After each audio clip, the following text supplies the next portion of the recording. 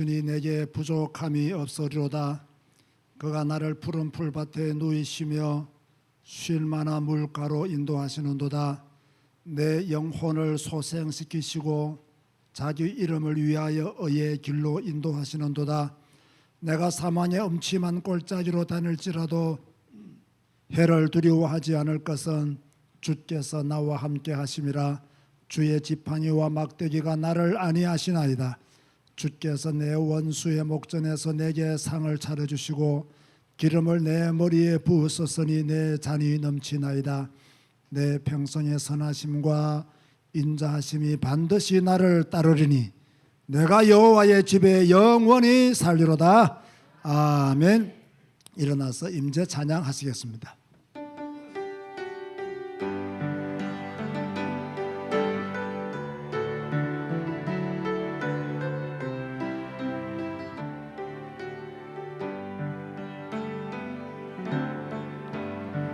하늘의 문을 여소서, 이곳을 주목하소서. 주를 향한 노래가 꺼지지 않으니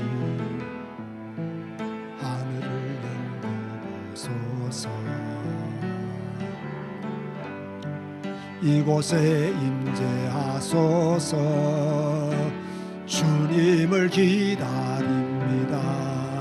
기도의 향기가 하늘에 닿으니 주여 임재하여 주소서. 이곳에 오소서. 이곳에 오소서. 이곳에 앉으소서. 이곳에서 드리는 예배를 받으소서. 주님의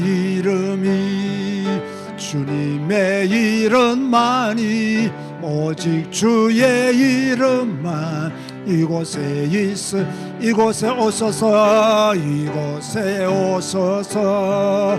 이곳에 앉으소서. 이곳에서 드리는 예배를 받으소서. 주님의 이름만이 오직 주의 이름만 이곳에 있습니다. 주님 감사합니다. 오늘도 예배의 자로 살게 하여 주시니 감사합니다. 하나님을 찾게 하시고 하나님을 경배하게 하시니 감사합니다. 그러나 우리의 마음이 온전히 주님을 향하지 못하는 실수를 범하지 않도록 하시고 오직 하나님께만 영광 돌리고 하나님을 가까이 하는 산 제사로 축복하여 주옵소서. 신령한 예배가 되게 하시고 진정한 예배가 되게 하시고 하나님을 기쁘시게 하는 예배가 되게 하여 주옵소서. 예수님의 이름으로 기도드리옵나이다. 아멘. 찬송가 24장입니다.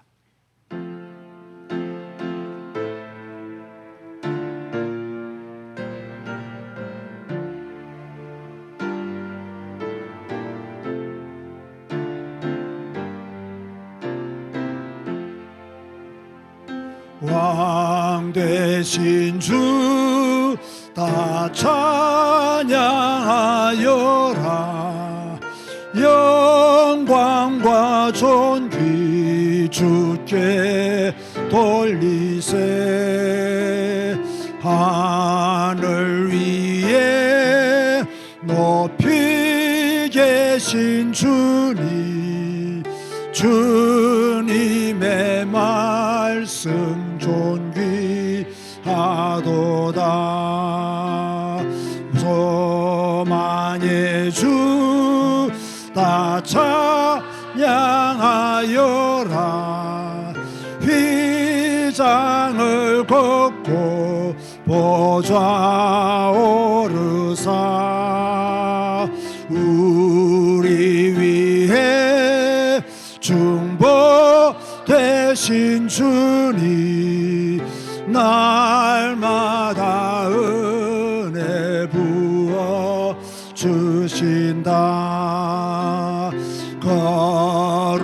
거룩한 주 다 경배하여라.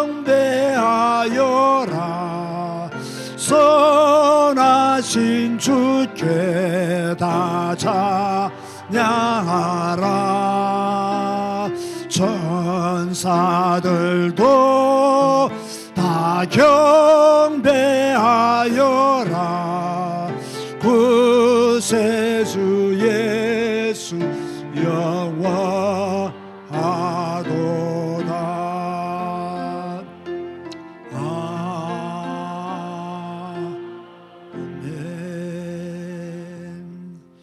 교동문 105번입니다.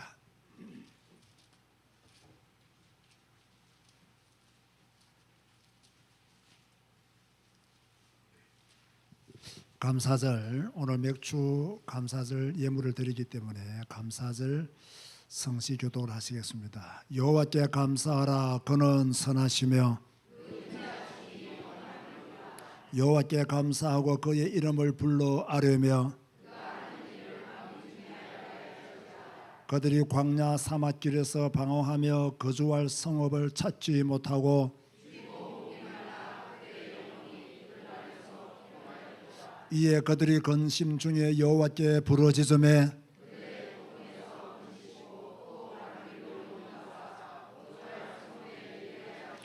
여호와의 인자하심과 인생에게 행하신 기적으로 말미암아 그를 찬송할지로다.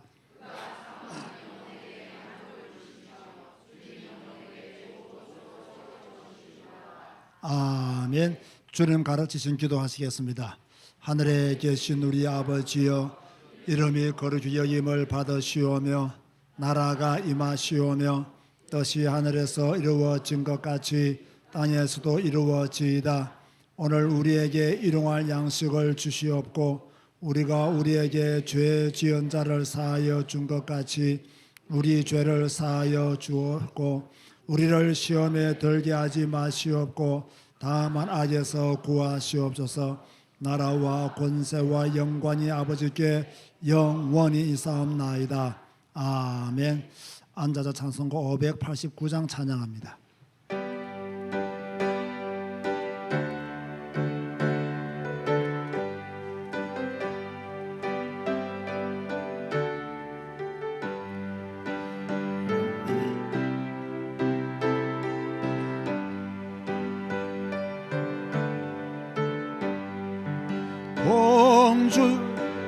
공주의 익은 곡식 황금 물결 뒤치며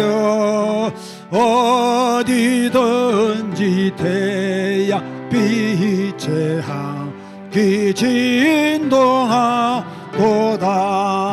무르익은 저 곡식 낯설기 기다리는데 때가 지나가기 전에 어서 추수합시다.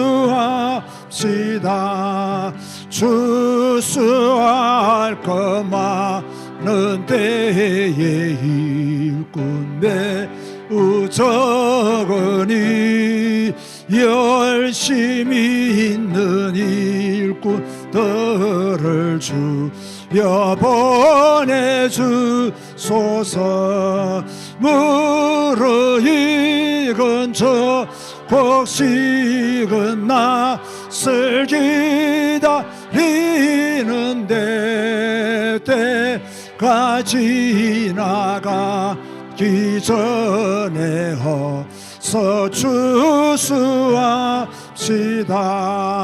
먼 동틀 때 일어나서 지들에 나가 황혼 때가 되기까지 추수하게 하소서.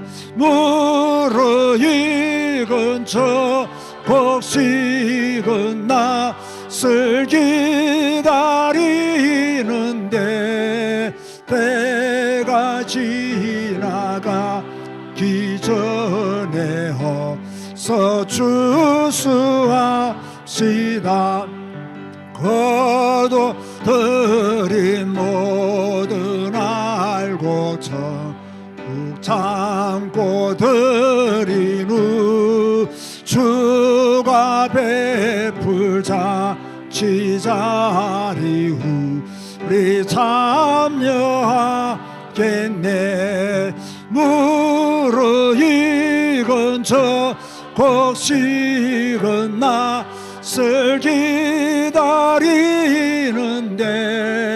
때가 지나가기 전에 어서 추수합시다.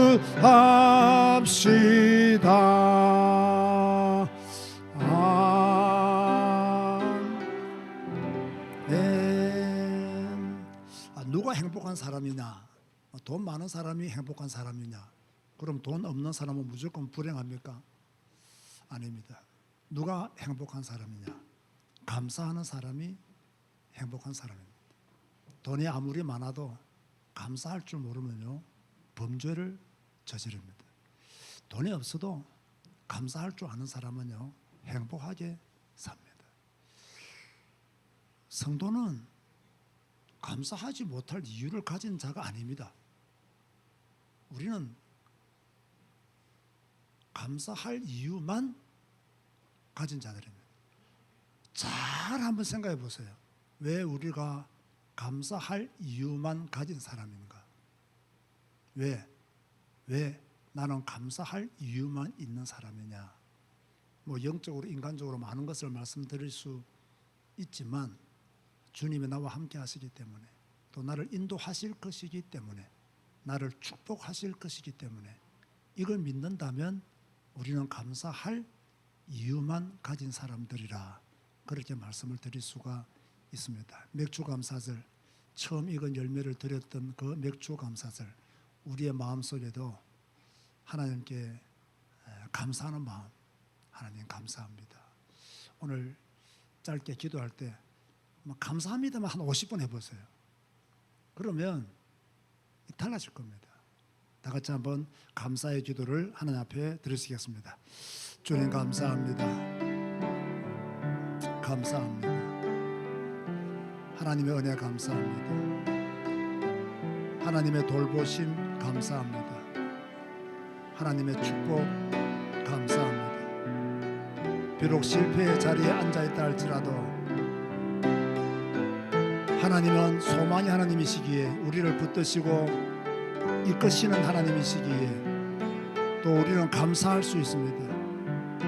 감사해야 될 이유만 가진 우리들, 감사함으로 주님께 나아가게 하시고, 감사함으로 주님을 찬양하며 경배하시도록 도와주옵소서. 불평, 원만 사라지게 하시고 범사에 감사라는 주의 말씀을 따라 범사에 감사하는, 모든 일에 감사하는 저희들 되게 하여 주옵소서. 주의 성령이 함께 하실 줄로 믿습니다. 능력과 권능으로 우리를 붙드시며 오늘도 행복한 예배자가 되고 감사함으로 나아가는 예배자가 되게 하여 주옵소서. 예수님의 이름으로 기도드리옵나이다. 아멘. 구정용 장로님 기도하시겠습니다. 여호와께서 이스라엘 족속에게 이와 같이 말씀하시기를, 너희는 나를 찾으라, 그리하면 살리라. 아멘. 생로병사를 주관하시는 하나님 아버지, 입김에 불구한 인생을 긍휼히 여기사 예수를 그리스도로 믿고 고백하는 자마다 하나님 자녀되는 권세를 주시니 감사합니다. 살아가는 동안 말씀과 동행하게 하옵소서. 인생에 있어 가장 소중한 성경, 그 성경을 읽고 배우기를 힘쓰게 하시니 감사합니다. 날마다 하나님으로 충만하여지도록 감동, 감화 주옵소서. 한 주간 말씀을 통해 돌아오라는 주님의 말씀을 듣습니다. 죄악이 관영하여 멸망의 심판을 피할 수 없는 상황에서도 많은 선지자들을 통해 구원의 문을 열어놓고 회개하고 돌아오라고 재촉하시는 하나님을 봅니다. 그 간절함이 우리에게 필요하오니 채워 주옵소서. 간절히 하나님께 나아가게 하시옵고 겸손히 주님을 섬기게 하옵소서. 고난당할 때 더욱 주님 의지함으로 믿음의 길을 담대히 걷게 하여 주옵소서. 말씀만이 우리의 기준이 되게 하시고 그 말씀 받아 하나님이 주시는 참 평강을 누리게 하옵소서. 오늘 맥추절 감사로 모여 예배할 수 있도록 인도하신 하나님의 크신 은혜에 감사드립니다. 늘 눈동자같이 지켜주시는 자비로우신 하나님, 먼저 주님의 나라와 의를 구하면 모든 것을 주시겠다 하신 약속의 말씀을 믿습니다. 지금 드려지는 것이 비록 작지만 정성의 손길이 오니 축복하여 주시고 그 심령의 은혜의 단비를 내려 주옵소서. 지금까지 제자교회를 인도하신 하나님께 감사드립니다. 제자교회 예배당이 위치하고 있는 상가가 재개발 중에 있습니다. 중책을 맡아 일하시고 계신 이병옥 장로님을 축복하여 주옵소서. 많은 시간과 노력이 필요하고 특별히 성도님들의 관심과 기도가 절실한 일입니다. 근본 지분을 넓힐 수 있는 기회가 찾아오므로 기쁜 마음으로 기도드립니다. 법적인 문제도 경제적인 문제도 순조롭게 진행될 수 있도록 하나님 은혜 베풀어 주옵소서. 이제 말씀을 듣습니다. 주님의 손을 바라보는 종의 마음으로 상한 심령으로 주님 앞에 예배드립니다. 모든 존귀와 영광 홀로 받아 주옵소서. 단위 위에 세우신 담임 목사님께 성령 충만 주시니 감사합니다. 전도와 선교의 현장에서 펼쳐질 제자 양성과 영혼 구원의 귀한 사역들을 잘 감당하실 수 있도록 지치지 않는 영육간 강건함 주옵소서. 말씀을 받는 저희들에게도 동일한 성령 충만 주셔서 맡겨진 직분과 사명을 감당하게 하옵소서. 감사로 찬양하는 찬양대를 축복하사 주님을 기쁘시게 하는 찬양되게 하옵소서. 순종해 보내신 예수 그리스도 이름으로 기도드립니다. 아멘.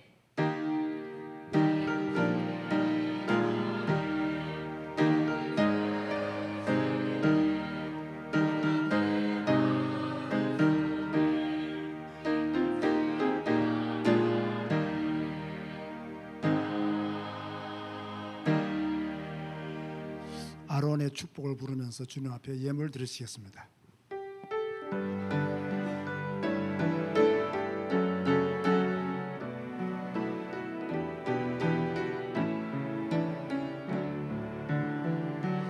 여호와는 내게 복을 주시고 너를 지키시기를 원하며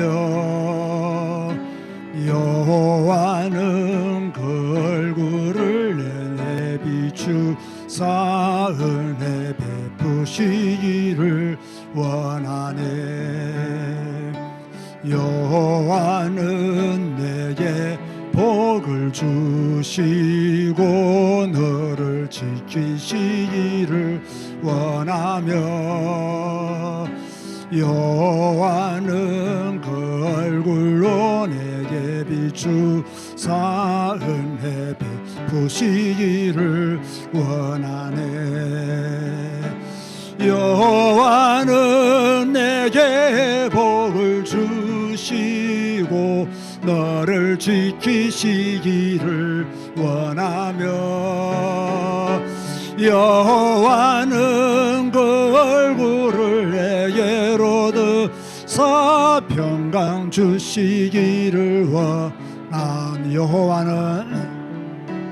여호와는 내게 복을 주시고 너를 지키시기를 원하며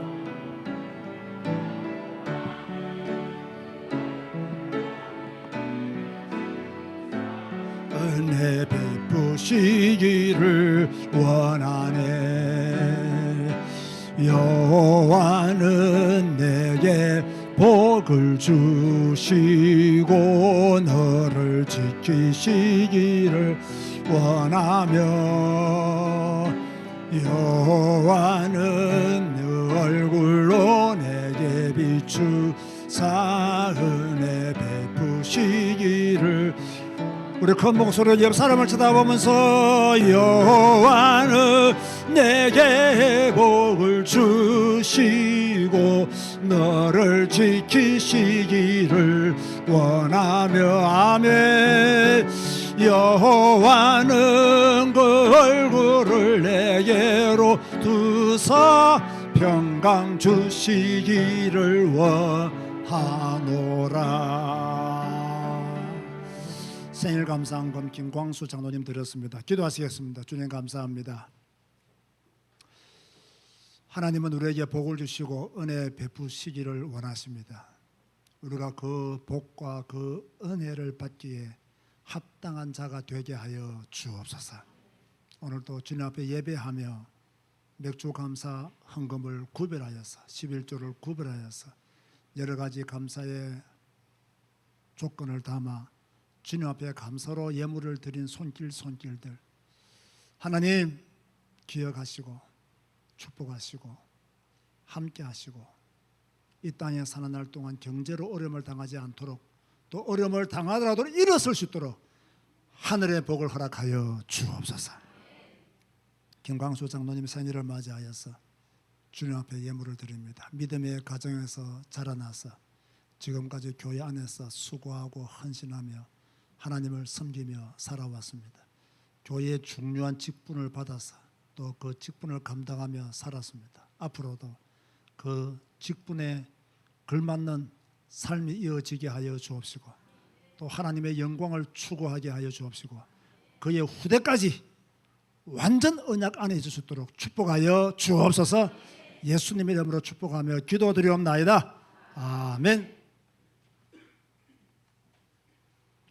교회 소식을 전해드리겠습니다. 오늘 교회에서 또 생방송으로 예배하는 우리 모든 성도님들에게 하나님의 축복이 함께 하시기를 바랍니다. 오늘은 맥주절로 하나님께 영광을 돌렸습니다. 첫 예물을 감사하는 마음으로 구별하여 드리신 줄로 믿습니다. 저는 다음 주 오후 예배를 마친 후에 캄보디아 선교를 갑니다. 이번에 가면 또 한 주를 지나고 돌아오게 됩니다. 그렇게 하시고 여러분 캄보디아 선교 이제 또 가을부터는 중요한 사역들이 많이 있습니다. 여러분들이 계속해서 기도해 주시면 감사하겠습니다. 그리고 작년에 우리 저 인천교회 김진욱 목사님이 우리 모치다 세미나를 구원의 확신이라는 자기 책 한 500페이지 되는 것 같더라고요. 그 책을 이렇게 가지고 강의를 하셨는데 그 책을 이번에 섬남 목사와 사라가 몇 개월 동안 힘써가지고 다 번역을 했어요. 번역을 해서 그쪽에 있는 목사님이 김진호 목사님이 출판비까지 자기가 되겠다고 그래서 일단 500권 정도만 출판을 구원의 확신이라는 책을 하기로 했습니다. 이름을 우리 제자신학교로 해서 출판을 하기로 그렇게 했습니다. 참 고맙죠, 그죠? 자유교회에서 헌신해서 세면을 해주시고 자기 책을 번역할 때도 그 번역비를 조금이나 다 주더라고요. 또 주고 또 자유교회 장로님 한 분이 캄보디아어로 번역하라고 출판하라고 헌금을 했다더라고요. 그 헌금에 딱 맞도록 500건이 딱 해당하더라고요. 그래서 참 그것도 감사하다 싶은 생각이 들어서요. 이제 출판이 되어질 것 같습니다. 그렇게 준비를 했고 책 표지도 제가 이렇게 받아보고 점검하고 그렇게 있는 중에 있습니다. 그렇게 아시면 좋겠습니다. 캄보디아 사역이 더 크게 확장될 줄로 믿습니다. 교회 모임에 적극적인 자세를 가져주십시오라고 제가 공예배는 물론이요 구역예배 또 우리 보니까 부교역자들이 저한테 보고할 때 뭐 줌으로 구역예배를 드렸다 성경 공부했다라는 말씀도 하더라고요. 어떻게 하든지 여러분 줌으로 하든 뭘 하든 간에 이렇게 자꾸 이렇게 말씀을 듣고 배우는 그런 기회들을 가지시기 바랍니다. 그렇다고 뭐 우리가 몇 시간씩을 하지 않잖아요. 30분 길어봤자 30분인데 그런 시간들은 여러분이 이렇게 계획을 잡아서 하시면 충분히 하실 수 있을 것으로 그렇게 생각을 합니다. 그렇게 해서 교회 적극적인 모임에 여러분이 마음을 담고 참여해 주시면 감사하겠고요. 정오 예배 성경 읽기 모임에도 여러분 빠짐없이 참석하셔서 큰 은혜 받으시기를 바랍니다. 성경 읽기 릴레이 여러분 이미 광고를 드렸죠. 어제 처음으로 최현영 집사님 주신 거 녹화가 깔끔하게 되어서 제가 편집을 해서 올렸습니다. 여러분 그렇게 뭐 성경 한 부분을 녹취를 하시든 녹음을 하시든 이렇게 해서 올려주시면 제가 편집해서 언택트 교회에 올리도록 하겠습니다. 목소리가 안 좋아도 됩니다. 아시겠습니까? 다만 다른 사람들이 듣기에 알아들을 수 있도록만 녹음해 주세요. 그리고 우리 교회 성도들에게 좀 부탁드리고 싶은 것은 더 좋은 것은 여러분 가족끼리 이렇게 녹음을 해주면 더 좋아요. 그 김산섭 장로 같은 경우는 권사님부터 이렇게 1절에서 3절까지, 김 장로가 4절에서 6절까지, 화영 집사가 7절에서 9절까지, 세은이가 10절에서 이런 식으로 딱 해가주면 얼마나 감동스럽겠어요. 여러분 그렇게 하시고 녹음을 해주어서 그렇다면 그것도 은혜가 되고요. 가족끼리 이렇게 또 화평이 되고요. 좋은 기회가 될 줄로 믿습니다. 그렇게 하시고 많이 협력해 주시면 감사하겠습니다. 혹시 저 어제 교회 카톡방에 올린 오직 성경 찬양 들어보신 분 있습니까? 들어봤습니까? 그거 제가 작사한 겁니다. 그 작곡은 누가 했느냐? 놀라지 마세요. 수노라고 하는 AI 프로그램이 작곡을 했어요. 작곡을 하고 자기가 불러줬어요. 몇 개를 불러줬는데 제가 딱 보니까 요게 조금 괜찮은데 좀 어렵더라고요. 그래도 요즘 세상이 그렇습니다. 제가 가사만 적어주면 교회에서 부르는 찬양이니까 경쾌하게 불러줘 이러면요. 그걸 딱 만들고 저 가사에 그걸 딱 붙여가지고 딱 불러서 저한테 올려주더라고요. 제가 그걸 캡처해서 이렇게 여러분에게 한번 재미삼아 제가 요즘 AI 공부를 열심히 하고 있거든요. 그래서 재미삼아 한번 여러분 올려봤는데 저는 오늘 아침에도 오면서 들으니까 괜찮더라고요. 이렇게 여러분 계속해서 자꾸 이렇게 도태되지 마시고 앞을 향해서 나는 나이가 많아서 저도요 AI 배우기 힘든 나이입니다. 그렇지만 또 배우고 나가면 얼마든지 배울 수 있습니다. 저 오늘 뭐 박기엽 장로님 저방 오셨게요. 제가 이제 챗 GPT에다가 이번 주에 나는 목사이고 웨스트민스터 신앙 고백서에 대해서 관심이 많고 이런 설교를 하고 있는데 설교 원고를 제 세례파에 대해서 한번 만들어 주었더니요. 내보다 더 잘 만들었더라고요. 내보다 더 잘 만들었어요. 깜짝 놀랐어요. 근데 나하고는 좀 성향이 안 맞아서 뭐 참고할 거면 몇 개 이렇게 뽑아내고는 그냥 다 버렸습니다만은 세상이 지금 그렇게 돌아갑니다. 여러분 그렇게 아시고요. 또 많이 배우시는 기회가 있었으면 좋겠습니다. 늘 교회를 위해서 청소해 주시는 우리 구역 식구들에게 감사를 드립니다. 저는 오늘 오후 예배 때 오전 예배를 마치자마자 금단 그 언약교로 가서 오후 예배 2시 오후 예배를 제가 인도하게 되어서 몇 개월 전에 제가 부탁을 받고 허락한 것이기 때문에 다녀오도록 하겠습니다. 또 저희들이 저 뒤에 있는 저 뭐 몇 평 안 되는 거지만 그것을 구입하기 위해서 저희들이 지금 헌금을 마지막 주에 지금 하려고 합니다. 하는데 뭐 조금 뭐 이렇게 등기가 어렵고 뭐 여러 가지 문제가 좀 있는데 뭐 그래도 헌금은 우리가 마음 담고 하면 좋겠다라는 마음을 가지고요. 여러분들 뭐 크게 뭐 부담 가질 금액은 아니니까 여러분들이 뭐 조금 믿음의 여유가 있다면 또 경제적인 여유가 있다면 교회 성전 확장 한 4평 정도 되는데 확장하기 위해서 여러분 조금씩 헌금을 해주시면 감사하겠습니다. 지난주에 제가 이걸 교회 광고했더니요. 우리 언택트 교회 김영화 님이 제일 먼저 저 통장으로 저 개인 통장으로 100만 원을 보내봤어요. 제일 먼저 교회 광고를 듣고는 우리 언택트 교회 성도님들 대단합니다. 그래서 제가 저 개인 통장을 받기 때문에 제가 우리 교회 통장으로 그렇게 옮겨 놓았습니다. 그렇게 하시고 여러분들도 막 그 정도만 하시면 안 되겠나 그렇게 생각합니다. 너무 크게 부담 가질 필요 없습니다. 한 100만 원 정도씩만 뭐 헌금 해줄 수 있으면 뭐 해주시면 뭐 충분히 우리가 감당할 수 있을 것이다 생각을 하고 모자라면 내가 누가 감당한다 했죠? 네, 제가 다 감당하겠다고 그렇게 제가 일부러 뭐 재민 삼아서 하는 이야기입니다. 또 사실 그렇게 할 것이고요. 그러나 모자라지는 저는 않는다고 생각을 합니다. 그렇게 하시고 또 교회의 작은 우리가 원하는 것이 아니지만 또 기회가 왔기 때문에 한번 되어지는 일들을 보려고 합니다. 그렇게 아시면 감사하겠습니다. 자, 옆에 계시는 분들과 한번 인사합시다. 뭐라고 인사할까요?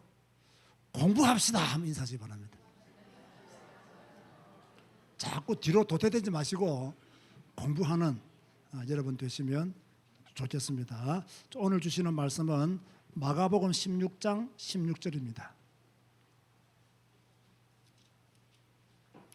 제 세례파에게는 굉장히 중요했던 성경 구절이 마가복음 16장 16절입니다. 왜 중요했는지는 오늘 설교를 통해서 확인하시면 좋겠습니다. 믿고 세례를 받는 사람은 누가 세례를 받죠? 믿고 세례를 받는 사람은 무엇을 얻을 것이요? 구원을 얻을 것이요. 이게 중요한 것은 세례가 아니고 뭡니까? 믿고입니다. 믿고. 믿지 않는 사람은 정죄를 받으리라. 아멘. 찬양대에서 찬양하시겠습니다.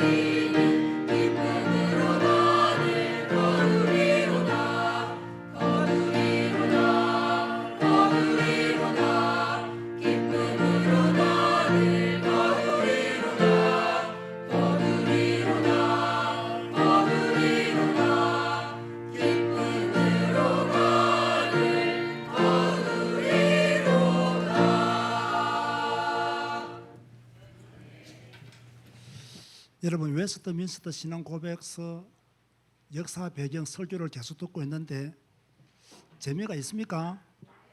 잘 이해가 되시는지 모르겠습니다. 오늘은 세 번째 2단 배경 제 세례파에 대해서 말씀을 전하겠습니다. 여러분 똑똑한 사람이요 오직 성경 오직 예수 하는 것하고 무식한 사람이 오직 성경 오직 예수 하는 것하고는 다릅니다. 무식한 사람이요 오직 성경이라면요 더 무식해 보여요. 그런데 똑똑한 사람이 오직 성경 하잖아요. 비밀이 굉장히 큰 것처럼 보여요. 왜 2026년이 들어서자 여러분이 잘 알지도 못하는 웨스트민스터라는 제목을 가지고 여러분에게 설교를 할까요?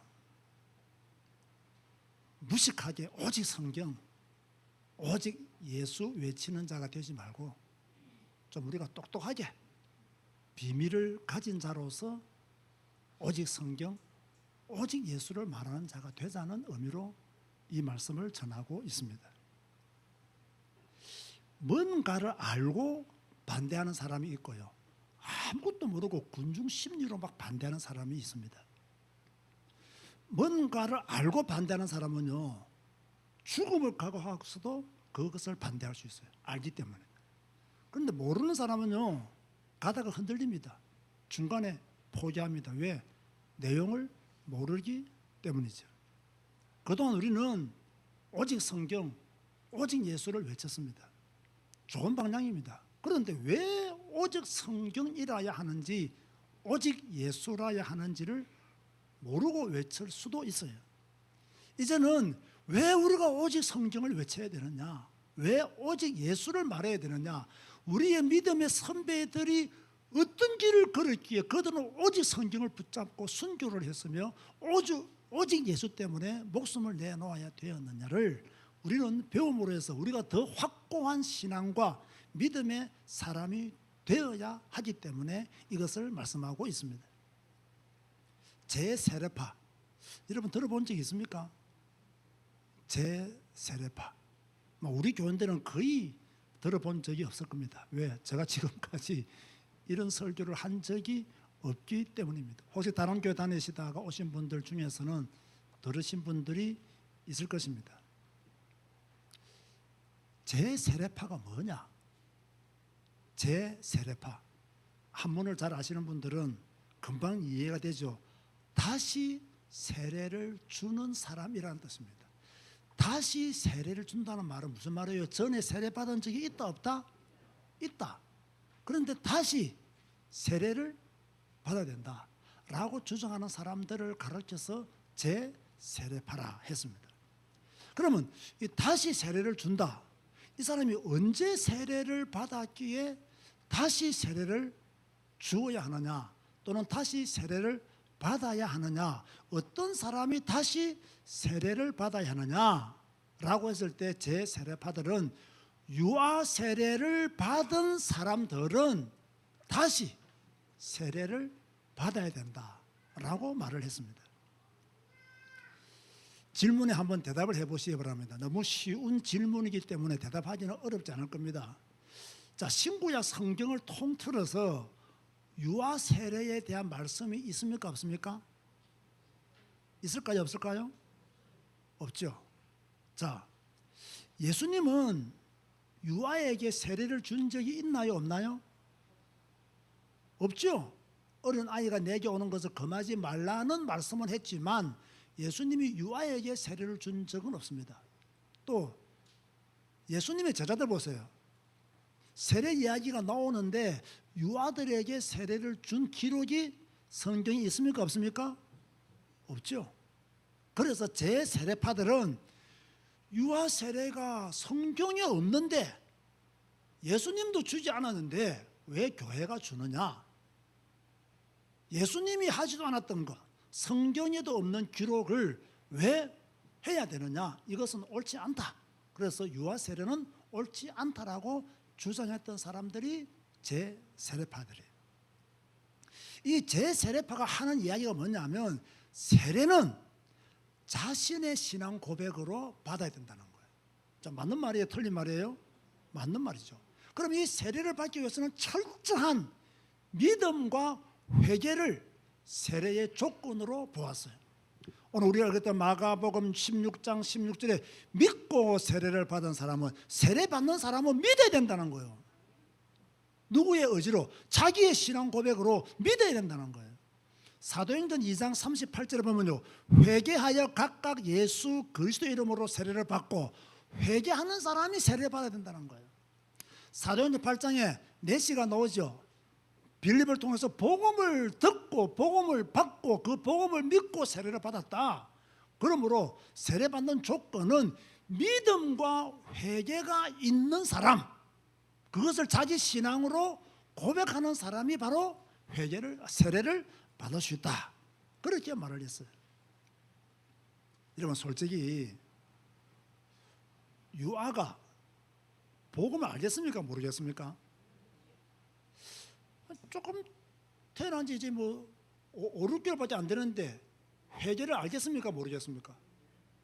지금 자기가 유아 세례를 받고 있다는 것조차도 모르죠. 부모들이 말을 하니까 알게 되는 거죠. 이런 세례가 무슨 효력이 있느냐라고 하는 것이 제세례파예요. 틀린 말이 아니죠. 그러면 왜 제세례파가 이 유아 세례를 반대했느냐? 조금 전에 말씀드린 바와 같이 성경적 근거도 없고 예수님도 행하지 않았다. 그런데 유아 세례를 행하는 것은 옳지 않다.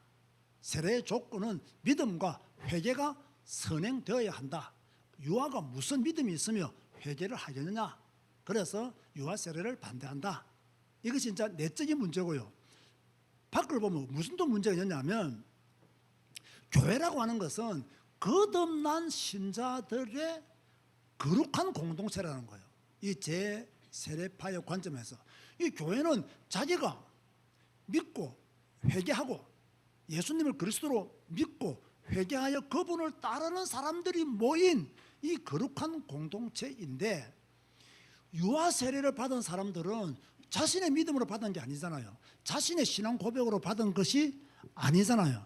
그러니까 거듭나지 못한 성도들이 많다는 거예요.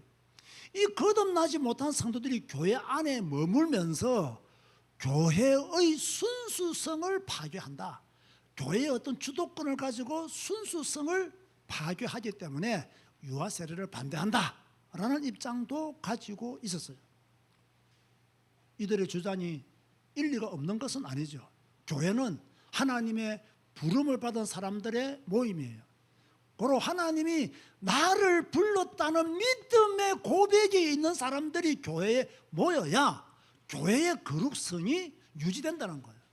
그런데 어릴 때 자기도 모르게 세례를 받고 교회 공동체의 일원이 돼가지고 거듭나지도 못한 채 교회 공동체의 일원이 돼가지고 부모의 신앙으로 대신 세례를 받고 교회 공동체의 일원이 되어버렸단 말이에요.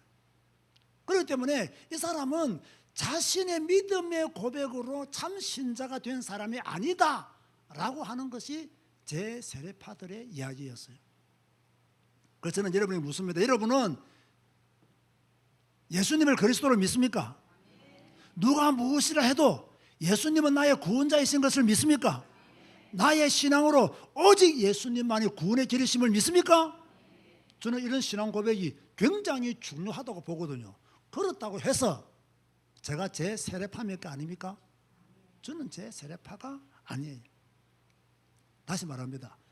제 세례파는 무엇을 주장했느냐? 유아 세례는 성경적이지 않다. 부모의 신앙으로 교회 공동체의 일원이 되는 것은 옳지 않다. 그래서 유아 세례 받은 사람들은 성인이 되어서 자신의 신앙과 믿음과 회개로 다시 세례를 받아야 된다. 이 세례가 참 세례다라고 말한 사람들이 누구다고요? 제세례파다. 그런데 이 제세례파라는 이름은요, 자기들이 붙인 이름이 아니에요. 자, 우리는 지금부터 우리가 제세례파야 해서 이름 붙인 이름이 아니고요, 가만히 보니까 저 사람들은 다시 세례를 받아야 된다라고 주장을 한단 말이에요. 그러니까 다른 사람들이 이런 사람들을 보고 뭐라고 불렀다? 저 사람들은 제세례파다라고 불러서 붙여진 이름이 제세례예요. 그러면 이 제세례파가 생겨난 그 시대적 배경, 뭐 갑자기 태어나는 게 아니잖아요. 그죠? 갑자기 뭔가가 만들어지는 게 아니잖아요. 왜 이런 제세례파가 생겨났을까? 자, 이 당시 16세기, 17세기 말할 것도 없이 종교가 국가 위에 있었던 시대입니다. 로마 가톨릭 아래 국가가 있었고, 로마 가톨릭 아래 경제가 있었고, 로마 가톨릭 아래 교육이 있었습니다. 그러니까 종교가 국가를 지배하는 시절이 바로 이 당시 유럽이었습니다. 자, 우리나라에 아이가 태어나면 저 행정복지타운이라 하나 요즘요, 옛날에 말하면 동사무소 가서 무엇을 합니까? 출생신고를 하죠.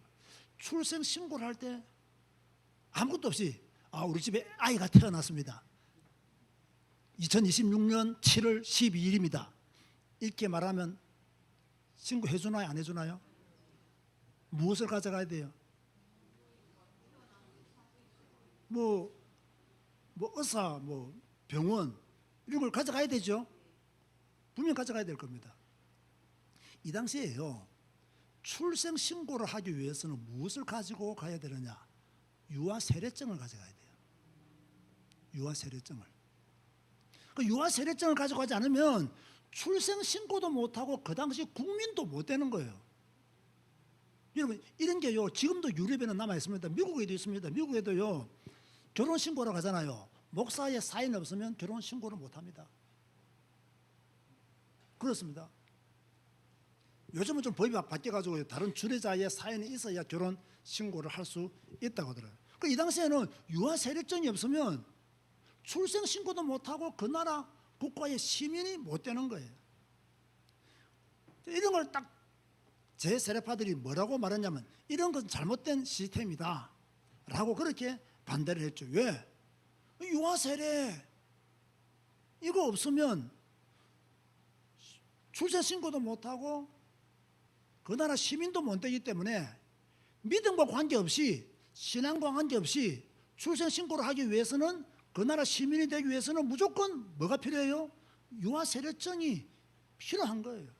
이러니까 이런 사람들이 나중에 크고 서서 교회 공동체의 회원이 되면 교회가 문제 생긴다는 거예요. 이런 배경에서 제 세례파가 생겨나게 된 거예요. 이해되죠? 두 번째가 더 재밌습니다.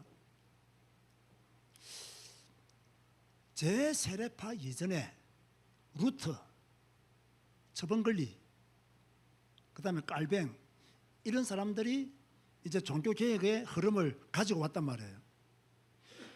그러면 이 제 세례파는 주로 누구의 제자들이었냐면요, 그 처번글리의 제자들이었어요.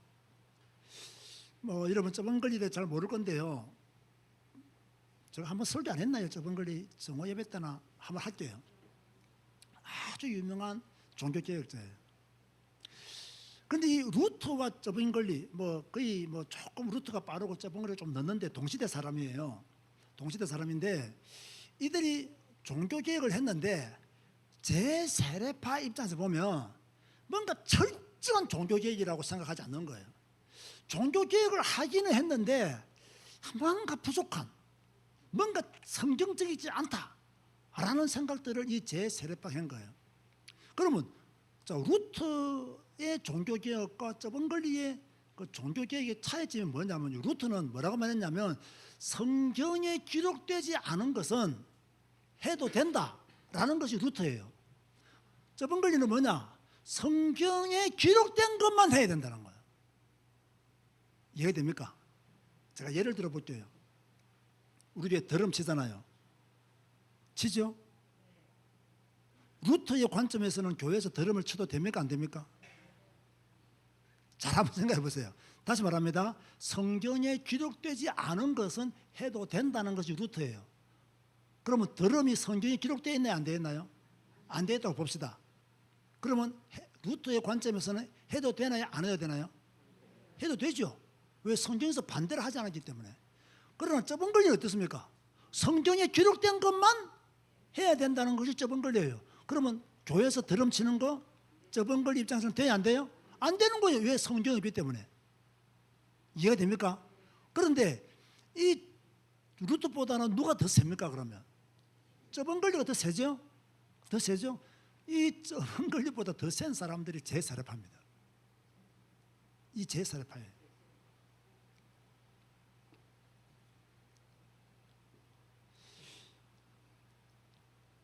자, 처번글리의 제자들이 왜 그렇게 존경했던 처번글리를 떠나서 제 세례파를 형성하게 되었느냐? 두 가지 문제 때문에 그렇습니다. 앞에서 제가 설명했듯이 하나는 유아 세례 때문에. 처번글리는 유아 세례를 인정했어요. 제 세례파는 인정한다 안 한다? 안 해요. 그러니까 그 서성을 따를 수 있어요 없어요? 못 따르는 거. 그래서 나왔어요. 두 번째는요, 이 교회의 주인이 누구냐는 거예요. 이 당시 유럽은 교회가 가톨릭이 국가 위에 있었잖아요. 그렇죠? 그렇기 때문에 이 교회의 주인이 누구냐 할 때는 어떤 사람도 국가가 교회의 주인이 되기도 하고 어떤 경우에는 시대가 바뀜으로써 이게 왔다 갔다 한단 말이에요. 그래서 이 제 세례파는 뭐냐? 교회의 주인은 그리스도다. 국가가 교회 일에 간섭하는 거 옳지 않다. 교회의 주인은 그리스도다. 그런데 제 세례파 입장에 볼 때는요, 이 역사적인 공부가 되는데요. 루터나 저번글리는요, 국가의 도움을 받아서 종교 개혁을 했다고 생각하는 거예요. 왜냐하면 보세요. 루터가 죽음의 위기를 당했을 때 성주, 귀족들이 루터를 도와줍니다. 그래서 루터를 살려줘요. 그래서 숨어서 독일의 성경을 번역한 거예요. 그리고 어떤 면에서는 루터가 종교 개혁에 성공할 수 있었던 것은 로마 가톨릭에 대해서 대항해서 싸웠지만 이 로마 가톨릭에 대하여 환멸을 느꼈던 귀족들과 성주들이 루터를 도왔던 거예요. 여러분 옛날에 배운 거 기억나죠? 자, 그러면 깔뱅 보세요. 깔뱅도 시의회의 도움을 받았어요, 안 받았어요? 도움을 받았어요. 그래서 종교 개혁을 했습니다. 저번글리도 마찬가지입니다. 시의회의 도움을 받고 종교 개혁을 했습니다. 그런데 이 제세례파는 그런 것이 중요하지 않다는 거예요. 국가의 도움을 받고 성주의 도움을 받고 귀족들의 도움을 받고 시의회의 도움을 받다 보니까 국가에 대해서 바른 말을 못했다는 거예요. 더 강력한 성경적인 입장을 그들에게 펼치지 못했다는 거예요. 그래서 우리는 국가가 중요하지 않다. 성경이 제일 중요하다. 성경이 말하는 것을 그대로 지켜야 된다. 라고 하는 사람들이 바로 제세례파였어요. 여러분 어떻게 생각합니까?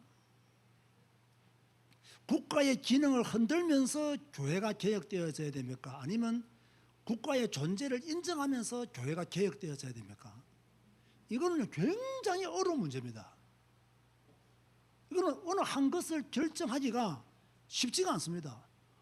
국가를 무시하고 국가 제도를 파괴하고 종교개혁해야 된다? 맞는 말이기도 해요. 국가와 함께 종교개혁을 할 수 있으면 해야 된다. 이것도 맞아요.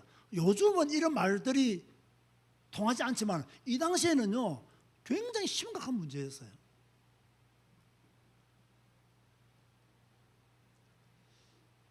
저도 이 문제에 대해서는 쉽게 답을 못 내리겠습니다만은 그 당시에 루터나 저번글리나 깔뱅은요 로마 가톨릭 입장에서 볼 때는 어마어마한 종교개혁자인 것은 확실해요. 그 당시 상상할 수도 없었던 것을 개혁하자고 외쳤던 사람들이면 확실해요. 그런데 이제 이 제세례파의 비교를 해보면 제세례파 입장에서는 약하다 이렇게 본 것이죠. 누가 옳은지는 저는 잘 모르겠습니다. 어떻게 보면요 저번글리나 깔뱅 루트 이런 사람들은요 너무 급작스러운 개혁보다는 시간적 여유를 두고 개혁을 하는 것이 옳다라고 본 사람들이고 제세례파들은 그게 뭐 중요하냐 하나님 말씀이면 되는 거지 하고 막 밀어붙인 사람들이라고도 오해할 수가 있어요. 이 제세례파에 대해서는 제가 다음 주까지 설교합니다. 이게 너무 중요한 사람들이고 잘못 오해하고 있는 부분들이 있기 때문에 제가 그 오해를 조금 풀기 위해서 다음 주까지 설교하는 거 꼭 들으시기 바랍니다. 자, 그렇다면 개혁교회, 우리가 개혁교회잖아요. 개혁교회는 왜 제세례파를 반대했냐는 거예요. 루터, 저번글리, 깔뱅 전부 다 이 제세례파를 반대했습니다. 그 반대하는 이유가 뭐죠? 왜 루터와 저번글리와 깔뱅은 누구의 도움을 받고 개혁했다? 귀족들이나 성주, 시의회의 도움을 받고 종교 개혁이기 때문에 그게 뭐 필요하냐 하고 막 강력한 개혁의 드라이브를 걸었던 제세례파가 이렇게 곱지는 않았어요. 그런데 초기 제세례파하고 후기 제세례파는요 완전히 다릅니다. 초기 제세례파들은 성경적으로 비난받을 것이 별로 없습니다. 이단성이 될 만한 것이 별로 없어요. 나중에 이 후기 제세례파들이 잘못된 길을 가쁜 거예요. 초기 제세례파는 여러분 지금까지 제가 말했던 이야기를 들어보면 제세례파가 성경적으로 문제가 됩니까 안 됩니까? 안 되죠. 전혀 안 되죠. 뭐 유아세례 성경이 없는데 왜 가냐? 맞잖아요. 자기 신앙 고백으로 세례받아야 된다. 맞잖아요. 교회의 머리는 그리스도다.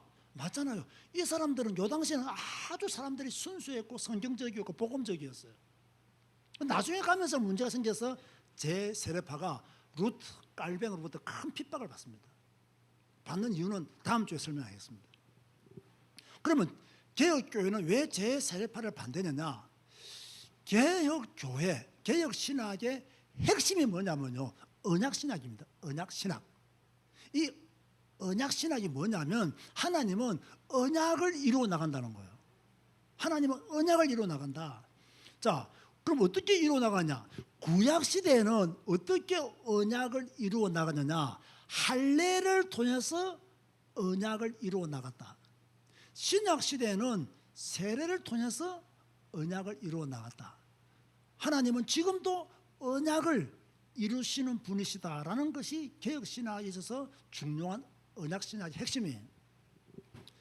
그래서 이 개혁신학자들은 뭐라고 말하냐면 하나님은 할례를 통해서 언약을 이어나갔기 때문에 그 언약 안에 있는 성도의 자녀들도 언약 안에 있다고 보는 거예요. 이거 중요합니다. 자, 하나님은 언약을 이루시는 분이시다. 언약 안에 있는 가정은 그 가정에 누구까지도 언약 안에 있다? 자녀들까지도 언약 안에 있다고 보는 거예요. 그게 바로 언약신학이 가지고 있는 말씀 중에 하나예요. 자, 구약시대에 아이가 태어나면 할례를 받았습니까? 안 받았습니까? 이삭은 태어난 지 며칠 만에? 바울은 태어난 지 며칠 만에? 8일 만에 다 세례를 다 받았어요. 예수님도 그랬어요. 그래서 개혁교회는 할례를 어릴 때 받은 할례를 무엇으로 보겠습니까? 무엇으로 보겠습니까? 유아 세례로 보는 거예요. 이해가 됩니까? 개혁교회는 구약시대의 할례를 무엇으로 본다? 유아 세례로 보는 거예요. 그러나 제 세례파는 그게 어떻게 유아 세례냐? 할례지. 세례는 성인이 되고 난 뒤에 자신의 믿음과 회개로 받아야 된다라고 하는 것이 제 세례파였어요. 그래서 개혁교회는 언약을 강조했고 제 세례파는 개인의 신앙 고백을 강조했어요. 여기에 바로 약간의 차이점이 있는 거죠. 그런가 하면 제 세례파를 개혁교회가 반대한 이유는요, 이 제 세례파가 국가의 질서, 교회의 질서를 뒤흔든다고 본 거예요. 제가 아까 설명을 딱 들어보니까 그런 것이 약간 보입니까? 안 보입니까? 보이죠? 유아 세례를 반대하는 것 자체가 국가는 유아 세례증이 있어야 출생 신고도 하고 그 나라의 시민이 되는데 유아 세례를 부정해 버리면 이 국가 질서를 파괴하는 거예요. 또 교회의 질서도 무너뜨린다라고 생각을 한 거예요. 그래서 제 세례파를 반대한 거예요. 다음 주에 말하겠지만 제 세례파 안에는 급진파들이 많았어요. 참 어디든지요. 제가 볼 때는 급진파들이 문제예요. 그렇죠? 극좌, 극보수 이게 문제라고요. 좀 이렇게 뭔가 앞뒤를 보면서 함께 가야 되는데 이 제 세례파 안에는요 급진파들이 있는 거예요. 막 사회 질서 중요하지 않다. 교회 머리는 그리스도다. 오직 성경이면 된다. 뭐 직장생활이 중요하냐? 오직 예수면 된다. 이런 식으로 막 나간다면 그건 잘못된 거죠. 그런데 후기에 나타난 제 세례파들 중에서는 약간 폭력까지도 행사하는 그러한 집단들이 있었어요. 그래서 제 세례파가 오해를 받게 되는 이유가 되는 거죠. 그러나 대부분의 제 세례파, 초기 제 세례파들은 굉장히 성경적이었고 복음적이었고 순수했어요. 이게 시간이 지남으로 해서 여러분 뭐든지요 처음이 순수해요. 결혼해 보세요. 처음이 순수해. 30년 살아봐. 순수함이 없다니까요. 네?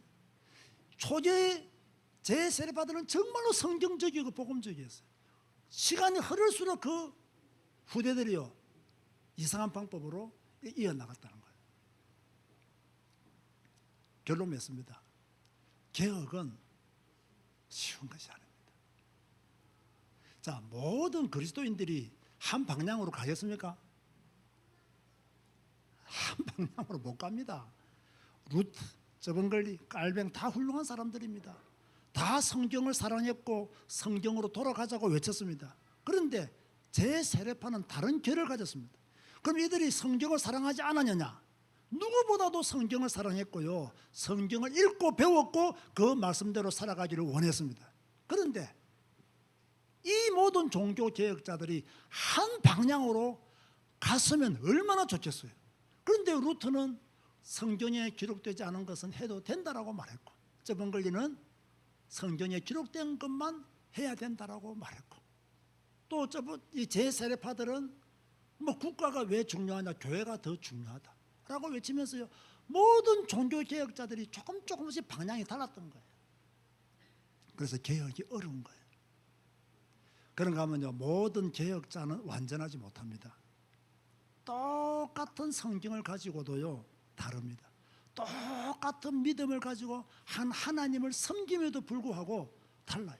여러분 솔직히 여러분들은 뭐 다른 목사님들의 설교를 듣는지 안 듣는지 모르겠지만 설교를 한번 들어보세요. 여러분의 목사가 성경 해석하는 거하고 다른 목사님들이 성경 해석하는 거하고 똑같을까요, 다를까요? 다릅니다. 어떤 분이 저보고요, 목사님 이분 유튜브 한번 들어보라더라고요. 우리 동료 목사님이에요. 왜 들어오냐? 막 성경을 너무 많이 알고 막 굉장히 막 은혜롭게 막 십자가의 능력을 강조한다면서 들어보라더라고요. 내가 1시간을 들었어요. 집에 앉아가지고. 저는 하나도 은혜 못 받았어요. 하나도 못 받았어요. 말씀을 여자분인데 너무 잘하더라고. 남자보다 여자분들이 말 더 잘하잖아요. 막. 그러니까 저보다 더 따발총이에요. 그냥 막 성경 구조를 자자자자자 다 외워요. 그 십자가의 능력에 대해서 설교하더라고요. 부분적으로 은혜가 되기도 했어요. 다 듣고 난 뒤에 제가 느낀 결론이 무엇이냐? 성경을 짜집게 했다. 왜 짜집게 했느냐? 자기가 외치고 싶은 메시지를 합리화시키기 위해서 성경을 짜집게 했다. 그리고 저 사람은 십자가의 능력을 강조하면서 결국은 축복을 이야기했다. 여러분, 저는 그런 설교를 좋아하지 않거든요. 우리가 축복을 받아야 된다, 저는 동의합니다. 나는 여러분이 축복을 받기를 원합니다. 그러나 십자가의 능력이 우리가 돈 벌기 위한 능력은 아니잖아요. 경제 회복을 위한 능력은 아니잖아요. 그 설교의 결론이 그랬단 말이에요. 그래서 저는 솔직히요, 뭐 그 설교에 대한 큰 은혜를 받지를 못했어요. 성경 구조는 진짜 어마어마하게 많이 알더라고요.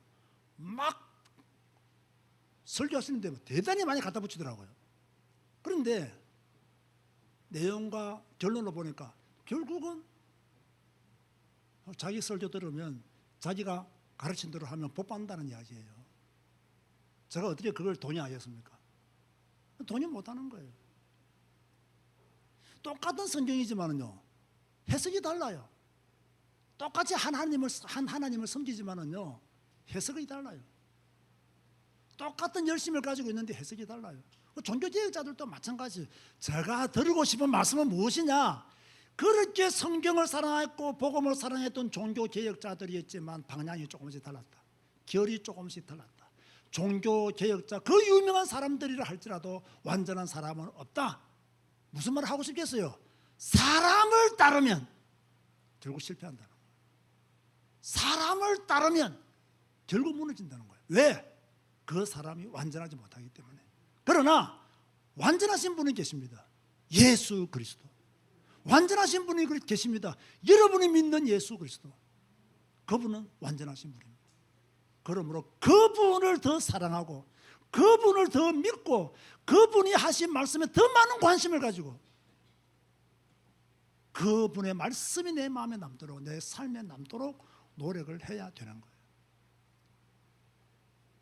시대가 악합니다. 신앙의 열정 유지하기 힘듭니다. 신앙의 순수성 유지하기 힘듭니다.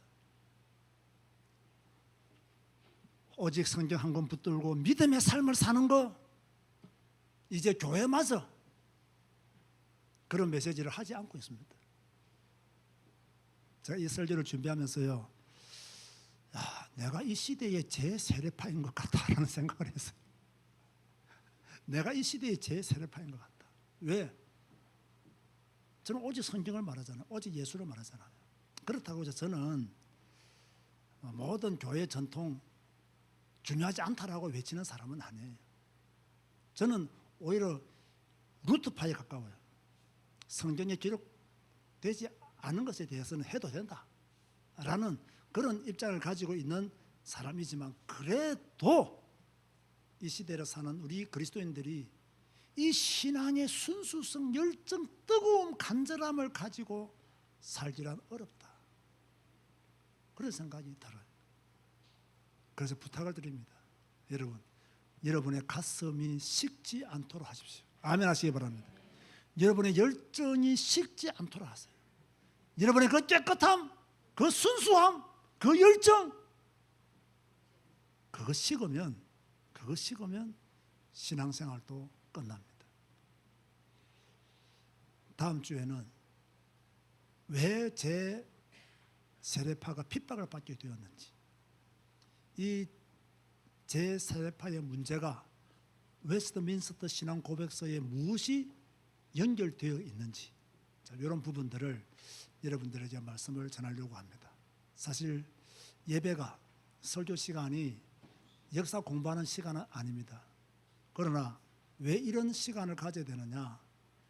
우리가 가야 될 방향, 우리가 믿어야 될 대상, 우리의 신앙을 지키기 위해서 우리가 어떤 노력을 더 기울여야 되느냐, 역사는 어떻게 기록을 했으며 무슨 실수를 했기에 지금까지 이곳까지 오게 되었는가, 한국교회는 지금 어떤 상황이었는가 잘 보시면요, 알미니안, 소치니주의, 제세례파 다 지금 한국교회에 그대로 섞여져 있습니다. 그대로 섞여져 있습니다. 이때 우리는 정말로 국가 질서도 우리는 중요하게 생각하면서 교회의 권위와 질서도 지키고 국가도 잘 되고 교회도 잘 되는 그러한 지혜를, 역사를 통해서 우리는 배워야 된다 라는 생각 속에서 오늘 이 말씀을 전하게 되었습니다. 조금 딱딱하고 어려운 내용들이지만 다음 주까지는 계속해서 이 말씀을 전하도록 하겠습니다. 기도하시겠습니다. 주님 감사합니다. 신앙의 순수성을 가지려고 했던 제 세례파를 만났습니다. 역사 속에서 복음을 사랑하고 성경을 사랑했던 하나님의 사람들을 만났습니다. 물론 그들의 후대 중에서는 과격하고 인정받지 못한 사람들도 있었지만 우리는 그 사람들보다는 순수하게 하나님을 믿고 따랐던 그들의 신앙을, 성경적으로 가려고 했던 그들의 몸부림을 우리도 조금은 가지기를 원합니다. 하나님, 우리의 신앙이 식어지지 않도록 하시고 우리의 열정이 식어지지 않도록 하시고 영적 나태함이 나의 신앙이 되지 아니하도록 은혜 베풀어 주옵소서. 늘 성경 읽고 깨어서 기도하게 하시고 하나님의 말씀 붙잡고 몸부림치는 그리스도인들로 살아가게 하여 주옵소서. 예수님의 이름으로 기도드리옵나이다. 아멘. 일어나서 주 임재 안에서 찬양하시겠습니다.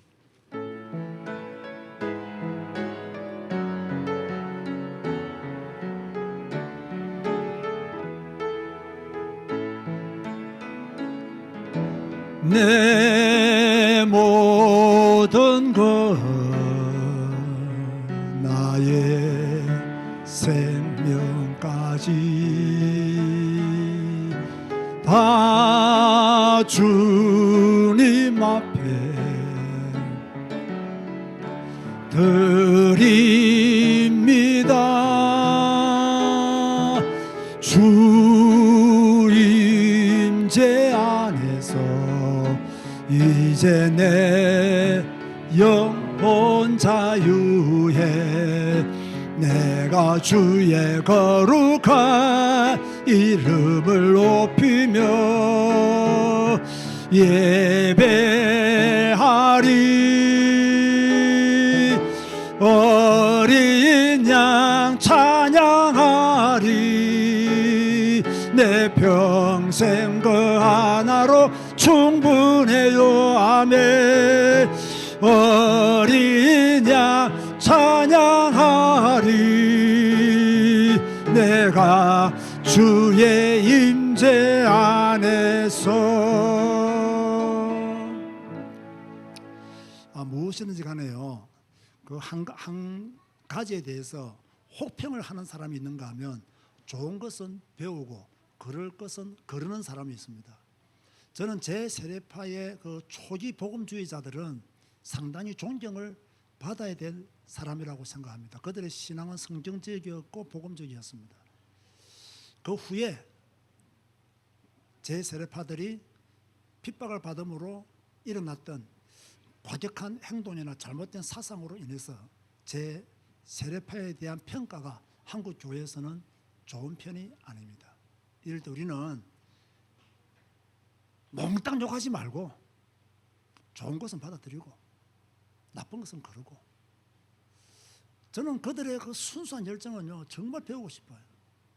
여러분 다음 주에요 이 제 세례파 이 복음주의자들이 어떻게 순교했는가, 그들을 믿었던 그 성경 말씀을 붙잡고 처참하게 순교를 합니다. 그 신앙 우리에게도 있었으면 좋겠다라는 생각을 가지게 되고, 또 이런 역사적인 배경을 이해함으로 우리가 오직 성경이 되어야 될 이유, 오직 예수가 되어야 될 이유, 한눈 팔면 안 되는 이유들을 꼭 발견하는 여러분 되시기 바랍니다. 기도하시겠습니다. 지금은 우리 주 예수 그리스도의 은혜와 하나님의 크고 무한하신 사랑과 성령님의 감화 감동 교통 충만 인도 위로하심이 복음의 순수성을 가지고 성경적 믿음 위에 바른 믿음의 삶을 살기를 다짐하는 우리 모든 성도들 머리 위에, 평강노예 위에, 백석촌예 위에 지금부터 영원까지 항상 함께 있을지어다. 아멘.